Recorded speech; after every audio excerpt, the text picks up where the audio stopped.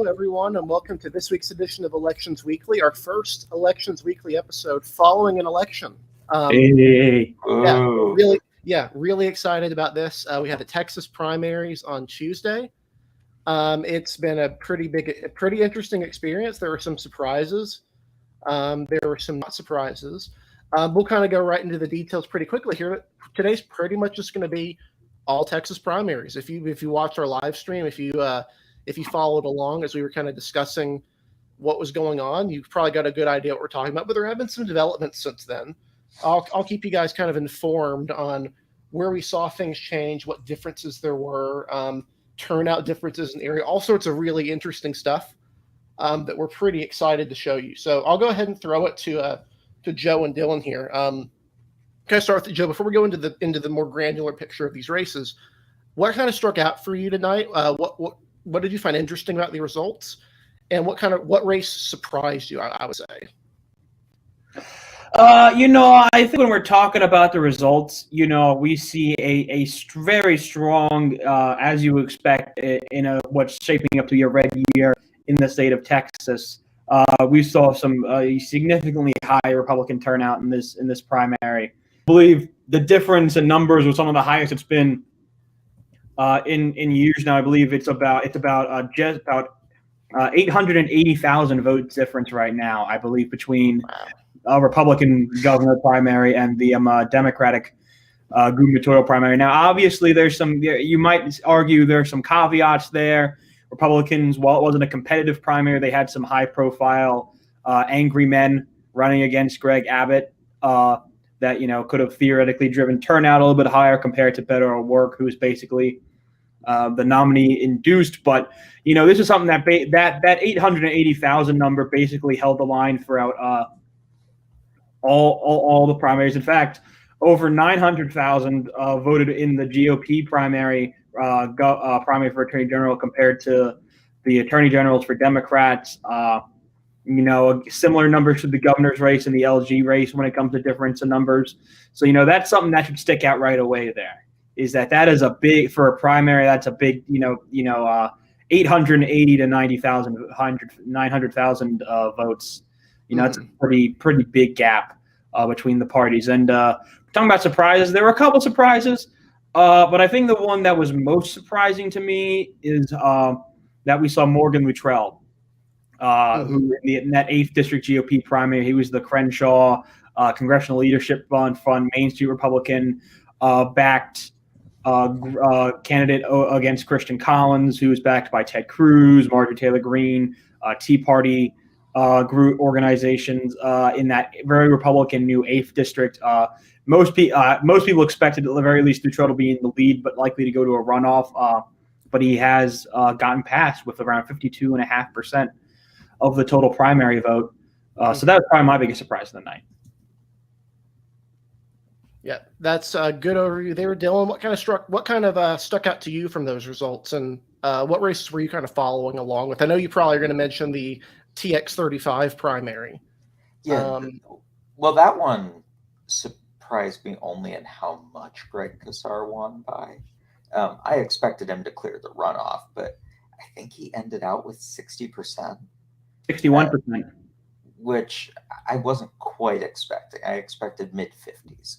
The one that surprised me was Texas's 30th, actually, with Jasmine Crockett not clearing the runoff, only getting 49% of the vote. She had a lot of money backing her, and the endorsement of the former representative from that district. So I kind of assumed she was a lock, and she still is. She's going to win that race. She'll pick up the extra 1% she needs almost without a doubt, but not clearing the runoff is a big surprise to me. Also, the Texas Attorney General race, I kind of thought Ken Paxton would do a bit worse than he ended up doing. I don't know if maybe I just had low expectations for a guy who's been indicted, but he did better than I anticipated. Yeah, that's definitely, we'll talk about that race pretty shortly here, but really good start here, kind of going over some of these important races we're following. I'll go ahead and throw my 2 cents in here. I'm going to go ahead and show you a couple of maps I created. One thing that really struck out to me was, first off, was the primary turnout. I'll go ahead and pull up Elections Daily right here. You can see everything going on here. So the first thing was the performance in the primaries. So obviously, primary votes are kind of interesting to look at. They're not necessarily determinative, but they are kind of interesting in terms of some regions that have been shifting rapidly. One of those regions is the Rio Grande Valley. Most voters that are still identify as Democrats, but Republicans did very well. Flipped several counties in the region, and made substantial gains in counties like Starr County, Zapata County, Hidalgo, Cameron, Webb. And in all of these areas, Beto O'Rourke, who was running an uncontested race for the governor Democratic primary, underperformed. And he underperformed by very large margins in some of these counties, particularly Kennedy County, which is pretty small. More concerning with places like Maverick, Hidalgo County, and Webb County to a degree. He ran well behind his margin. Why could that be? It could be because Republican voters or people who voted for Republicans last time voted against him as a protest vote in the Democratic primary. Maybe they had local, statewide figures they wanted to look at, right? There's all sorts of reasons that someone would have that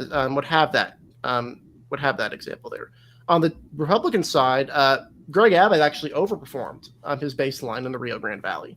You'll notice right there that he did very well in most of these counties. He ran ahead of his margin, which was about 66.6% of the vote. When I had done this calculation, most of the excess votes that come in since have come from Harris County. So consider the Harris County margin there with a grain of salt. But that's kind of what I thought was interesting is these primary turnouts. The additional one was the stat we mentioned. Republican turnout in last night's primary exceeded the 2018 and 2020 primaries in every Texas border seat. In particular, it did so by very large margins in counties. I think we're talking 50, 100, 150, 300% increases in Republican turnout in these primaries. Is that a big deal? Kind of depends on what you're looking at, but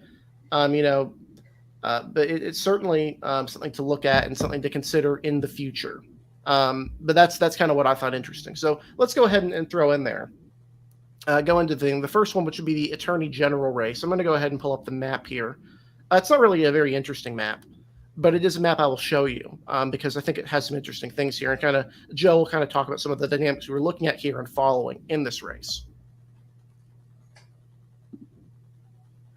Yeah, for sure. So as most people expected, and as I predicted in my preview article going to the night, Ken Paxton, the incumbent Attorney General, who has been kind of beleaguered by ethics and legal issues in the past couple of years, has been forced to a runoff. It is confirmed that it will be current Texas Land Commissioner and kind of the shining hope of the Bush dynasty, George P. Bush, the son of Jeb. He has been forced into he is the candidate going into a runoff. Eva Guzman finished in third, and Louis Gohmert with maybe slightly stronger performance than expected. We kind of expected Gohmert to hover around 13 to 15%. He actually got around 17% of the vote, and I'm sure Eric will highlight it right here. That's probably because he kind of overperformed around his congressional district area. He did maybe even more so in East Texas, probably overperformed in some of those counties. He gets second or third in a lot of those counties compared to Bush or Guzman. That's where a lot of Gohmert's votes come in. I'm sure he got some votes in that more conservative panhandle area up there too. I'm sure. Well, actually, no, it doesn't look like that case. But East Texas, kind of along that border there. Yeah, and I'll say on a personal level, I'll say on a personal level, I'm disappointed the Gohmert wall kind of fell apart here. I was hoping these counties just have a clean East Texas split here would do well. But unfortunately, the Louis Gohmert wall broke. These 4 counties, I'll publicly shame them for breaking the line.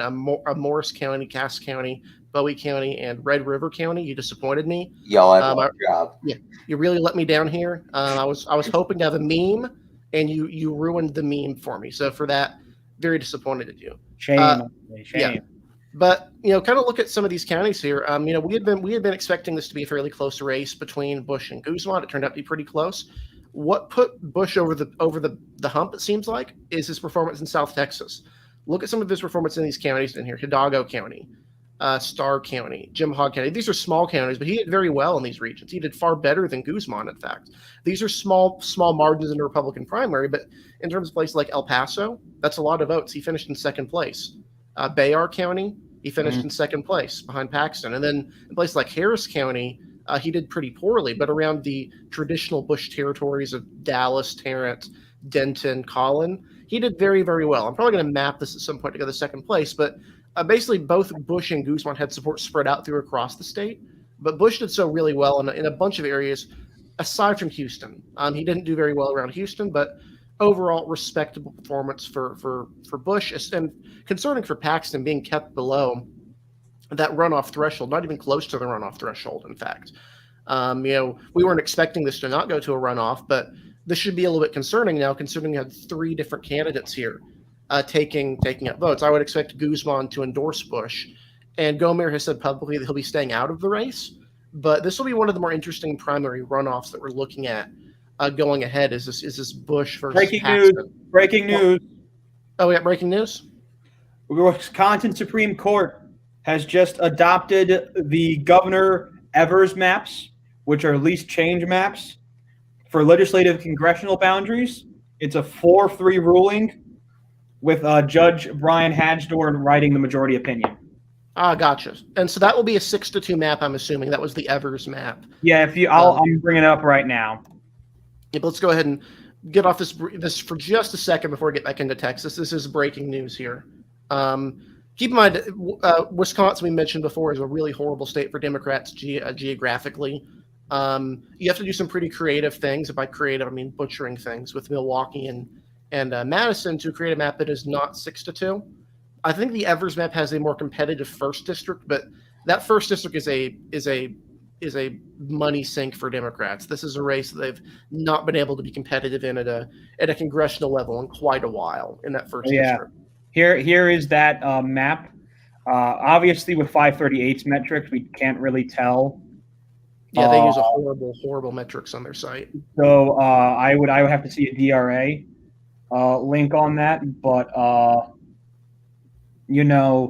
as you can see here, it's pretty much a relative least change to what we have currently. Obviously, some would argue it theoretically competitive first district, but again, I still believe that was if not near a Trump high single digits, if not a Trump double digit seat.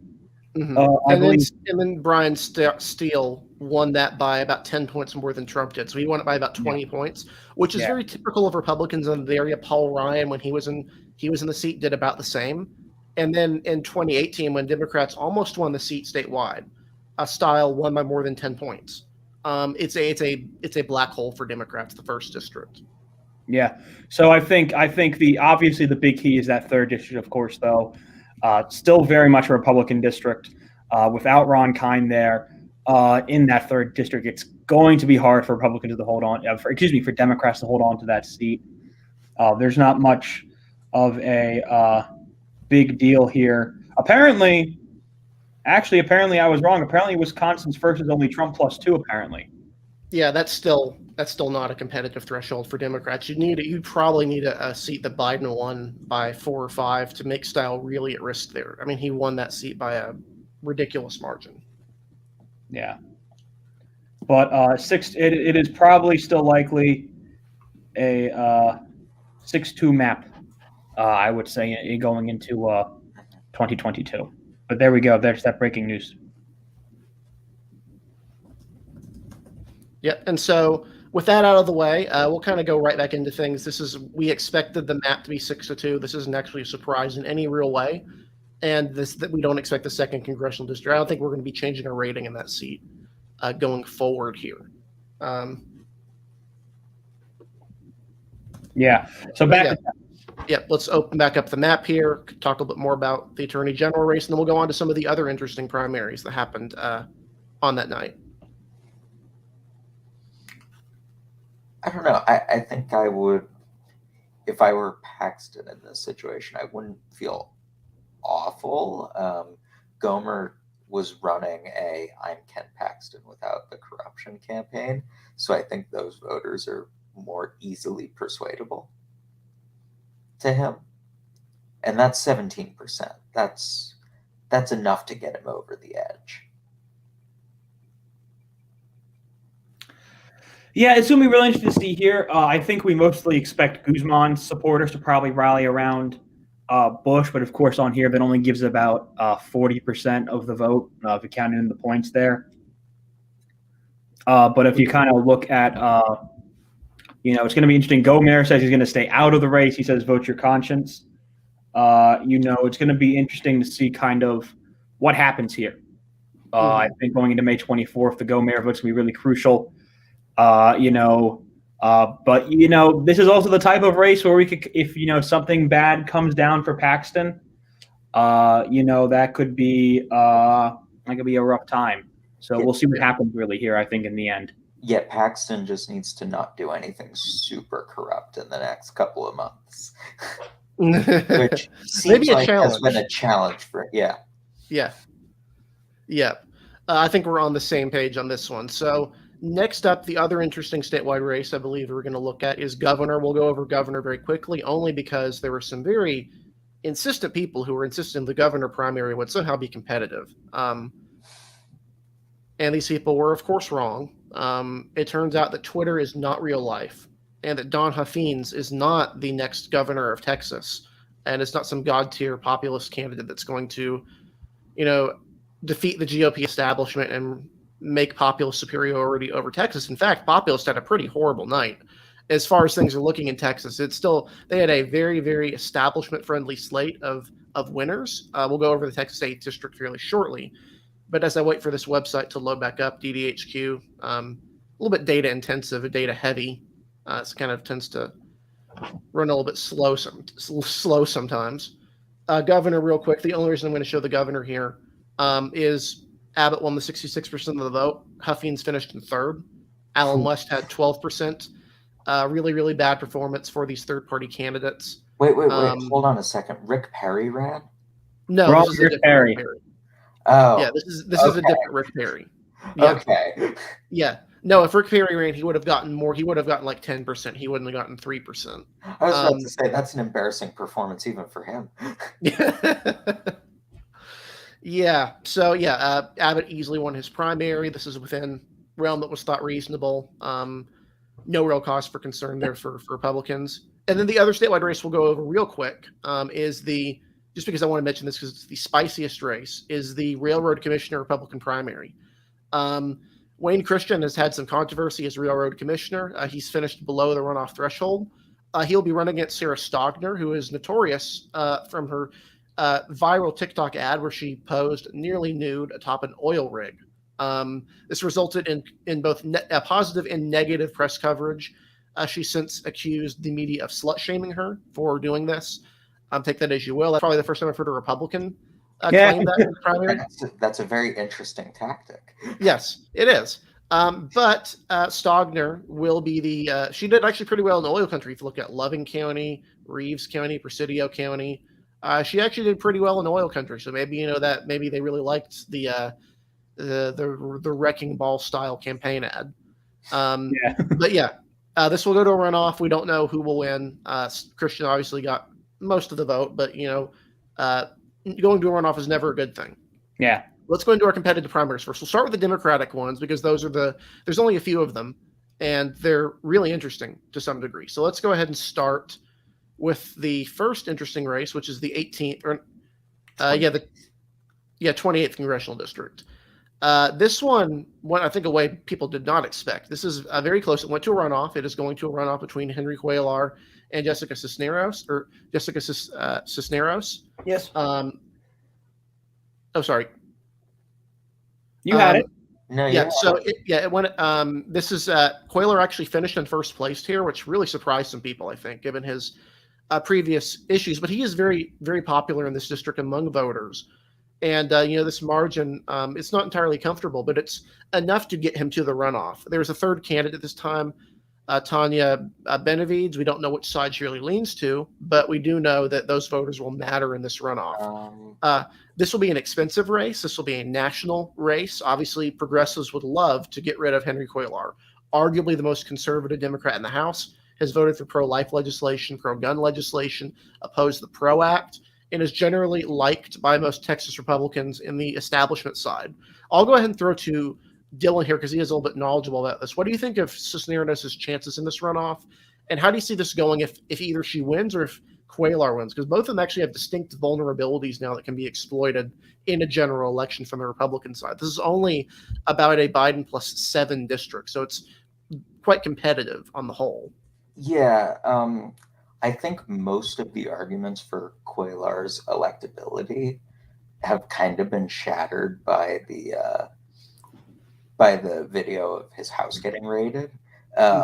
So I think the chances of this seat flipping don't really change in my mind based on the candidate. I actually just looked up Tanya Benavides, and based on the little bit of reading I've been able to do, she definitely leans more towards the Cisneros wing. So her voters are probably going to be the more left-wing, Cuellar agnostic, anti-Cuellar votes, or maybe just some anti-Cisneros strange votes. But I expect most of that to go to Cisneros. I think she will win. I think she'll pull it out by a very small margin.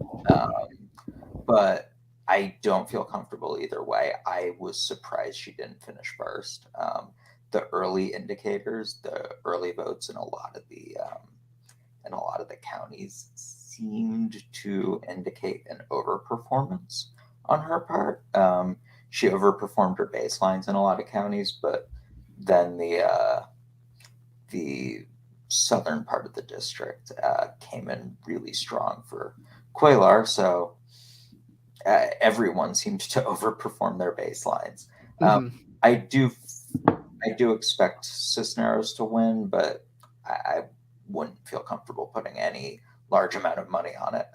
Yeah, that's a reasonable assessment. I think we could talk a little bit more about this race. It did certainly divide fairly evenly between the San Antonio adjacent portions, which voted for Cisneros, and the Rio Grande Valley adjacent portion, specifically around Laredo, which voted more for Cuellar by large margins. If you could, let me bring up the times.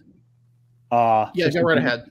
We can see that a little bit better here. If I can go ahead and share my screen here, because we can definitely see that divide a little bit better here, as you can pretty easily see the line here of where it stops and where it starts. The part of Guadalupe, which is part of the San Antonio burbs, doing very well for Cisneros. The Bexar County, San Antonio suburbs, part of the district, doing very well for Cisneros. Atacama County was probably the bigger surprise, not doing as well, but it's also the closest to San Antonio in that regard. It's about 56-41 for Cisneros. And then, as you can see, obviously very small totals in McMullen, but votes there. Duval, very heavy for Cuellar. Webb, very heavy for Cuellar. Zapata, very heavy for Cuellar. Jim Hogg, very heavy for Cuellar.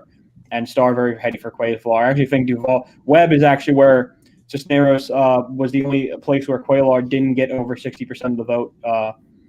And once you kind of got below that line there, that from Atacama on down, kind of the only place. But it's there. It's very fascinating. And we kind of clearly see that divide this time, I think, very prevalently about the divide in this new seat between the new San Antonio suburbs parts of the seat and kind of the old Rio Grande Valley parts of the seat, for sure. Yeah, I think personally it questions the wisdom of the drawing of these seats. I know the fajita strips have been a thing for a while. Now that we're seeing this, I think there's not only clear differences in how primary voters are looking for what they're looking for, there's also general election differences in the two. So I would question the wisdom of obtaining these seats the next decade if these sorts of trends hold. But yeah, that was one of the more interesting ones we're looking at. We'll go ahead and go to the 35th district primary now, which, as we mentioned before, Greg Kazar won handily, decisively, his primary. He's a progressive candidate, will likely join the squad, increase the number of members of the squad, a very progressive member of the Austin City Council. He won 61% of the vote here in this very Austin oriented seat, although it does, as I'll show here, have a portion in Bayard County, although it's only about a third of the district's population. So it's really more heavily adjacent to that Travis County portion. Obviously, the interesting thing in this race, aside from the fact that you had a San Antonio candidate running in Rebecca Viagran, I believe, is the one from San Antonio, where she pulled about 30% of the vote, which is pretty impressive. Yeah. Again, I question the wisdom of drawing seats like this, but this is the map that has been given.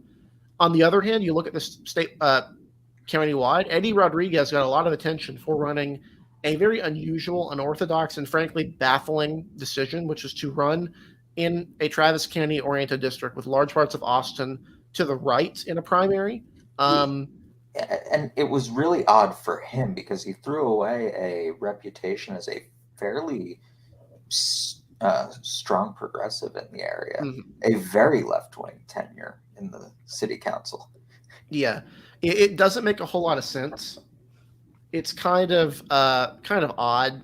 We really don't know why he would make this decision. I don't think this decision will be followed in the future by future people running in Austin. But yeah, it's kind of baffling why you would do this. Hopefully, if you're a Democrat, you're probably not going to want these consultants who are running that campaign to be hired, given how just incompetent it seems to have been. But this district is the new Hispanic Opportunity District, stretching, I believe it's barely majority Hispanic CVAP, containing most Hispanic parts of Austin, stretching down from Austin all the way down to San Antonio, core downtown San Antonio. Yeah, I would like to point out also that Rodriguez ran this really right-wing campaign and barely managed to come in second. Yeah, barely. Like, that's embarrassing. Yeah, it's again, it doesn't make a lot of sense. It was a bad performance by him and a really good performance from Kesar. You'll notice here, Rodriguez only got 16% of the vote in Travis County. That is abysmal. That is really, really bad. He did better in some of the surrounding counties. Like he did well in Kamal County. He did okay in Hayes County. Well, he came in third in Kamal County. Yeah, but he got more votes in Kamal County. It was kind of a weird, like he got, yikes. Well, he got 20% of the vote there. And that's only a few votes there. That's the Republican county of the bunch, where there's like literally a couple strings of precincts. Yeah, just an embarrassing performance all around. Yeah. Kesar really dominated the back that he got from some more left-wing and right-wing elements. Mm-hmm. Yeah, and in seats like these, frankly, in a city as progressive as Austin, this is like running a campaign in Portland and running it to the right. Like, it doesn't make a lot of sense. It's Travis County and Austin in particular among most liberal places in America at this point, like ideologically liberal, progressive aligned. So if this is the sacrificial lamb to demonstrate that's not a viable campaign strategy, I don't know what isn't. Or what would be, because that's a pretty clear example of that. Yeah. But we'll go ahead and move on to some of the Republican ones now, because the Republicans also had interesting primaries. In the first district, I believe we were not paying attention to this one closely. This is an interesting one because this seat is open. This is the Louis Gohmert seat.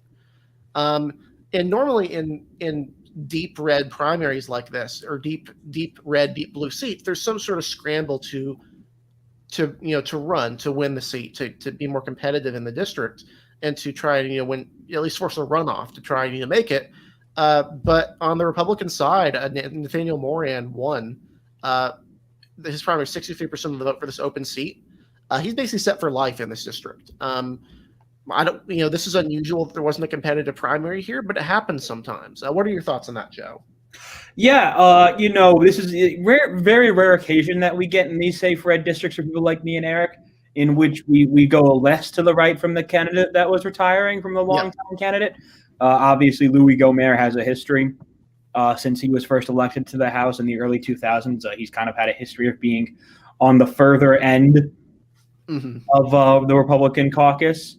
But Moran is just a very normal Republican politician. If you look at his his website with his issues, it's like very normal, like normie Republican stuff. There's even like protecting liberty, part on there on the issues page, which you don't necessarily always see from some of the new age far right candidates. That's not something you normally see. So yeah. I mean, it was we heard about this from the start that Moran was probably going to run away with it. He did in a pretty easy way, but yeah, it's a nice change of pace from these type of districts. You see some type of bloodbath primary between a more typical Republican and a Freedom Caucus style Republican trying to strangle each other to death. Yeah, so it was very nice to see that this time. Yeah, it's a welcome. It's a surprise to be sure, but a welcome one. I would say is probably the best way to put that. Yeah. We'll go next to the the third district. We'll go in order here because the third was a shocker, a genuine shocker. Not because of the actual results of the primary, but what happened afterwards. Yeah. In what has become one of the most bizarre campaign scandals in recent memory. It might even top historically sexy Cal Cunningham. Yeah, I mean it's it does top historically. Yeah. Well, while we get that loading, I'm gonna just let Joe talk about it because it's frankly this went from like 0 to 100 for Van Taylor in terms of the panic scale. In the space of about an hour, I would say. Yeah. So Van Taylor, he was first elected in 2018 to replace Sam Johnson in the 3rd district, one of those districts that had quickly trended blue, surrounding Plano and Collin County. But redistricted to be about a Trump plus 14.5 district. And, that brings in some challenges. He was hit from his right, but, issues changed in about the last week when Taylor, this scandal came out that Taylor, from a source that has been right sometimes and wrong other times, a national file, in which Taylor had apparently had an affair with a reformed jihadist ISIS bride. The story goes that they actually met at one of those reform groups for former extremists. They met there, and apparently the affair started. It lasted for about a year. There is an interesting text out there that we refuse to put up here because it will demonetize us if we show it. But mostly to save your own eyes. But also to save your own eyes. But, it is a text that certainly beats the infamous Cal Cunningham text. That's for sure. They're very interesting. Again, we do not recommend looking them up. You will regret it. But Van Taylor, realizing that he was going to have to kind of get dragged through the mud, even though he had gotten 48.5% of the primary vote here, he was forced into a runoff with Keefe Self. That wasn't necessarily the most surprising thing because we had heard that was potentially happening. It was going to be Self who was going to do it as the former Collin County judge. But as you kind of go down to it here, the next day, which was yesterday, Taylor just kind of came and said, you know what, I'm not going to put my family through this. I did have this affair, and you're all going to kind of have to deal with it now because I'm going to drop out and I'm going to support Keefe Self for this seat, and he's the Republican nominee now. So that was a fun couple of hours there yesterday. Yeah, where Van Taylor was kind of just, I'm not going to deal with this. So I'm not going to drag my family through this. So I'm dropping out. And that's what he did. And again, I don't think it was necessarily the affair. The affair obviously hurts. It's the affair with a former jihadist that's probably concerning, especially in the Republican primary, but probably in general, I would say that's unadvisable to do. I mean, no, okay. In all fairness, this should not have been the thing that brought him down. Okay, he's a freak. So what? So what? And I know you're consistent on this scandal issue, and you've been consistent on whether it's a Republican or a Democrat that's been hit with one of these. So what? And it's not like she's a current jihadist. Just a former jihadist. That would be inadvisable. That would be inadvisable. It's certainly probably, and we're starting off the 2022 cycle with a heck of a scandal. Yeah, it's certainly a way to start it off. And the speed is what really got me here. It's not like he the moment, it's literally the moment that it came out that it became clear that he would not make the runoff, that he would have to go to a runoff, as he said, he's admitted to the affair and drops out. And that's what really surprised me here, is how rapidly this escalated. Like, if he wouldn't have dropped out, if he had won the primary, if he avoided a runoff, he would have ridden the wave like Scott DesJarlais before him. Yeah. But obviously now, not really what you want to have in be answering for in a runoff to Republican primary voters who are already upset with you for not being conservative enough. It's really just not a great situation overall. So what? I don't know anything about Keith Seif. Is he insane, or he might be? We don't know. He's on. I would say he's on the, in terms of the nutso spectrum, he is on the crazy end, but he's on the less crazy side of the Freedom Caucus wing. So he's basically advocating for, like, stop the steal and all sorts of stuff, but he's not talking about Jewish space lasers. But he's not talking about Jewish space lasers. Nuts. He's not speaking at a conference with white nationalists. So we have a really low bar. That is an incredibly low bar to clear. Let's get that straight. That's an incredibly low bar to clear. That should not be applauded. This man is still a lunatic. Yes. But in terms of the spectrum of the crazy matrix, I got to come up with some sort of graph for this. He is certainly out of the mainstream, but within the norms you would expect of out of the mainstream people as of like 5 years ago.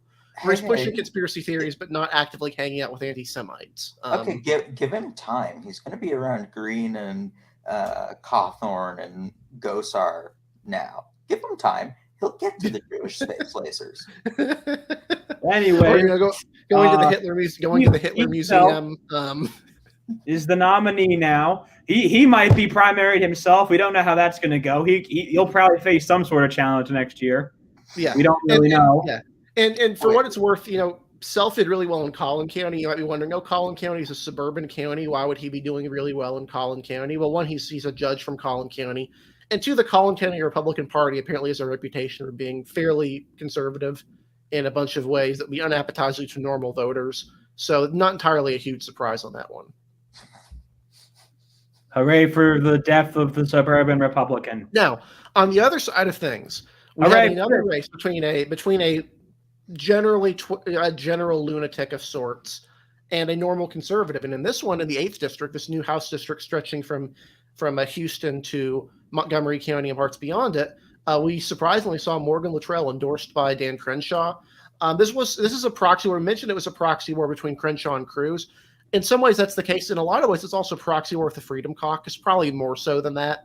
Specifically, the Marjorie Taylor Greenes, Madison Cawthorns of the world really went in heavily for Christian Collins, who ran an aggressively conservative campaign. And by conservative, I mean really pro-Trump, extremely pro-Trump, stop the steal, all sorts of stuff. And also got in controversy for saying that Adam Kinzinger was a traitor. This really irritated a lot of veterans groups and a lot of veterans. And he said it while speaking to a veterans group. Yeah, it was a debate sponsored by a veterans group. Yeah, you don't do that. You know what? Yeah. Credit to him for not pandering, I guess. Yeah, it's like Josh Mandel speaking to the black community group and just being a complete bonkers. That sounds about right for Josh Mandel. Yeah, but again, we expected this to go to a runoff. Instead, Christian Collins didn't even get 23% of the vote, which is honestly really embarrassing. Yeah, he raised a lot of money too, didn't he? He had a lot of money in the bank, I think. This is just as embarrassing. And again, if you historically, I think there was an idea like the lawn sign standard, where like people would think that because there's a lot of lawn signs for a candidate, that means they're going to win. And then a lot of times it's not the case. This is like that except for Twitter. I have the opposite standard. If I see a lot of lawn signs, I immediately think they're going to lose. Sure, but this is the Twitter standard as well. Is where there's a lot of Twitter activity for Christian Collins, and he didn't even come close to winning the primary. So this is only partially a joke, but I can't wait for the Dan Crenshaw Ted Cruz Senate primary in 2024. I mean, interesting. Let's not get ahead of ourselves here, but it's not like we haven't heard the rumblings on that potentially. So have we? I didn't know that. I thought we had. I don't know. Anyways, rumblings. Move on. Yeah. So that's the other Republican primary. Were there any other primaries to note on the Republican side? I mean, there was the Rio Grande Valley ones, but those are pretty typical. I mean, we could check Wesley Hunt. You know, he outright won his in the new area in the 38th there. Not the 7th more, Eric. Yeah, this is the new district. Yeah, this is the new district that was made just for Wesley Hunt. Yep. That's not considering it was made for him. Mark Ramsey is I believe he's part of the area. He was sometime I looked him up. He was some sort of official in the area. Long-time resident. When I saw that it had been called immediately, I kind of assumed he had gotten Kesar-like margins. No, but still, Wesley Hunt's going to be the congressman in that district because I think it's like Trump plus 16 or something like that. It's a very, very conservative district. Let me see if I can find the exact number. Yeah, anyways, but yeah. Otherwise, Republican primaries weren't particularly very exciting on the night. A lot of folks who had gotten potentially, Crenshaw easily dispatched his guy. Tony Gonzalez pretty easily dispatched his guy. There wasn't a whole lot of surprises really on the night, really, other than you could argue the Van Taylor stuff, which even that kind of at the end wasn't as much a surprise if it was like come out of nowhere for us. On the Tony Gonzalez one, is that the Tony Gonzalez that voted for impeachment or the other Tony Gonzalez? I think there are two who voted for one who voted for impeachment, one who didn't. Oh, there's Anthony Gonzalez in Ohio. Got it. Okay. Yeah, Tony Gonzalez from Texas, the one on the 23rd the new 23rd on that border seat, won pretty easily too. But he had some complaints too, but it doesn't really matter at this point. Otherwise, in the U.S. House, Republicans didn't have that many super interesting stuff happen on the night. So yeah, that's kind of that, I think. Mm-hmm. Yep. And that's kind of the major races of the night. So I'll go ahead and go back to the panel here. With these runoffs going forward, we've got a few we're going to follow and we're going to be paying attention to. But what's our next state we're paying attention to at primaries? I think it's not for a couple months. Would that be Ohio or it'll be Indiana and tediously Ohio because we don't know the situation with their maps. So that primary date could very well be moved back. But at the very least, we know for sure that Indiana, it will be a very short stream if we're just Indiana. That'd probably be only about maybe not even hour-long stream. Does Indiana even have any competitive races? Indiana's first. We're going to be interested in watching the Republican primary there. That's only about a Biden plus 7 seat, as well as don't forget that Trey Hollingsworth is that open district and that'll be an interesting Republican primary to watch there as well. Mm-hmm. So there are races to watch. With Indiana, of course, them being a state which does a lot of their statewide during the presidential year, of course, all their big statewide, like attorney general and governor, happen during that time. And of course, is this year Todd Young re-election year? Is 2016 Todd Young re-election? Yes. This is 2020, so this is Todd Young's re-election year, of course. Yeah, and he's probably skate to re-election pretty easily, I would think, given Indiana standards. Yeah, I haven't heard anything about that race, but at the very least, it would be theoretically a very short stream if it was just Indiana, but we would be there. But if Ohio is back, obviously there'd be quite a few races to look at in Ohio if we got an Ohio primary race on the 3rd. So that would be a key. It would be a significant. It would be similar to our Texas stream on Tuesday, where that would probably be a significantly longer stream than the one we would have. If we're just Indiana for sure. Yeah. So, but yeah, keep posted if if you're watching from Twitter, be sure to retweet, like, follow, whatever you do on YouTube, like and subscribe. If you're listening to us podcast platforms, give us a like and a follow. We really appreciate your support. We could not be this far without you guys. It really, we're really kind of blown away with how much you guys like this content. So we're going to keep it going. So we're going to close off this week's episode. Where can we find you guys on social media for those who are just listening on audio form? You can find me at Joseph Szymanski. That's JOSEPHSZYMANSKI, all one word. Actually, you can find me on Twitter. You can find me on Twitter at Dylan W. Brown1. Thanks for listening. And you can find me on Twitter at D. Cunningham too. You can find all of our content at elections-daily.com, where we post all sorts of content, articles, tools, lots of different stuff for you guys, and articles and stuff on elections_daily on Twitter. Thank you guys for watching. We really appreciate your support. We'll see you next week. Same time, same place.